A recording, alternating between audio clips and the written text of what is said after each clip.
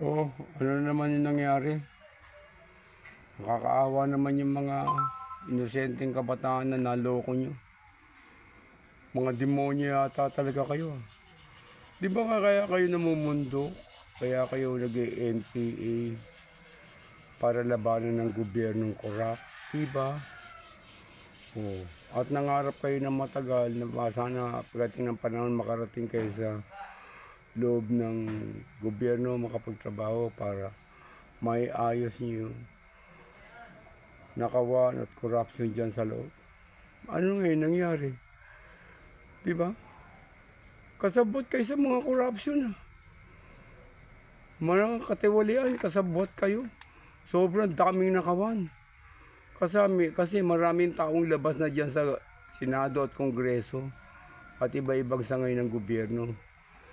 Oh, andiyan dyan na nga kayo.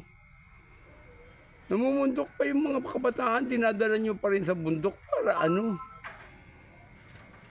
Para labanan ng gobyerno. Sino ba yung nasa gobyerno? Di ba kayo na?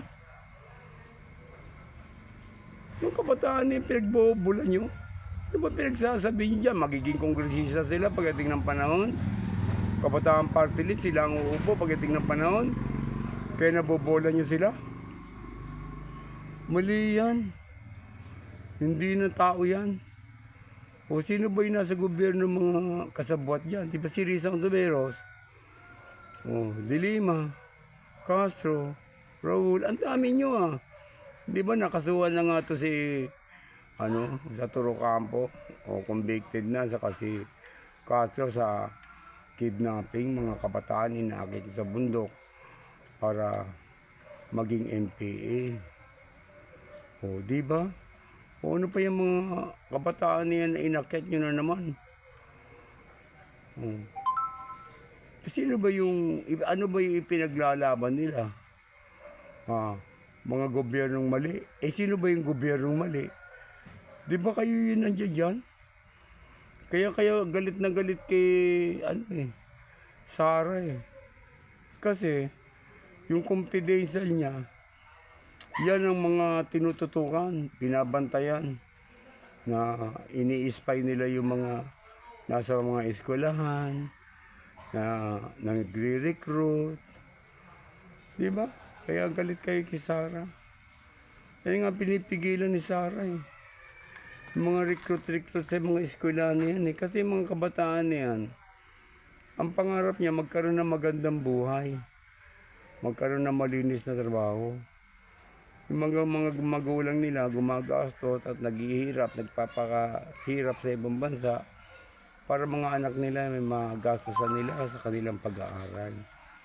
O anong ginagawa nyo? Binobola nyo, nire-recruit nyo. Di ba? O dadalhin nyo sa bundok. Naranasan din yan ng mga anak ko Mga PUP sila. O, nire-recruit sila pero ako, sinasabi ko sa kanila, kayo nag-aaral, ang responsibilidad ko pag-aralin kayo para umayos ang buhay nyo. Pero kung kayo mismo sisira sa buhay nyo, wala na akong magagawa. Ang responsibilidad ko lang pag-aralin lang kayo. Matatanda na kayo. Alam nyo na ang ginagawa nyo. Huwag kayong magpapabola sa mga tao, mga hindi nyo kilala. Mga matatamis na salita, huwag kayong maniniwala. O yung anak nga napunta na sa Bicol. O 2 buwan sila doon. O nakita nila kung anong ginagawa. Bumalik pa nung umuwi. 13,000 ang hiningi budget. Bumalik pa. Humingi na naman. Kasi hindi pa rin napipirmahan yung niya. Putik yan. Mabuti sila, nakikinig sila sa akin kasi nababantayan ko. Sabi ko, ako nagtatricycle lang ako, huwag niyo akong gagayahin.